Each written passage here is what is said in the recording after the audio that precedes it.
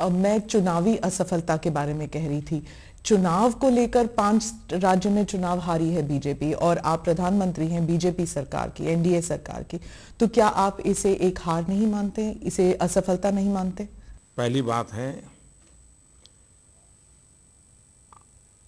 तेलंगाना और मिजोरम, वहाँ भारतीय जनता पार्टी सत्ता पर आएगी, ऐसी बात न कोई सोचता था, न कोई कहता था, न बीजेपी कहती थी।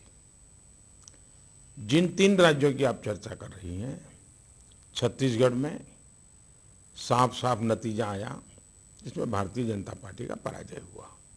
लेकिन 2 राज्यों में हंग असेंबली बनी है।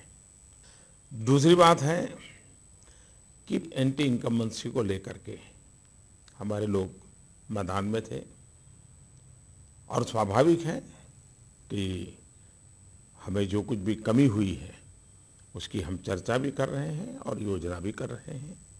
लेकिन उसके साथ साथ पिछले दिनों हरियाणा में स्थानीय स्वराज के चुनाव हुए, सारे चुनाव हम जीत गए। त्रिपुरा के अंदर 90-95% विक्ट्री हमारी हुई।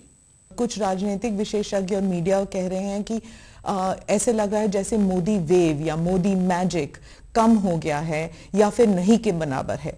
आप इसके बारे में क्या कहेंगे? मैं सबसे पहले इस बात को कहने वाले मित्रों का अभिनंदन करता हूं, क्योंकि जब वो ये कहते हैं तो इस बात को स्वीकार करते हैं कि मोदी मैजिक नाम की कोई चीज़ है।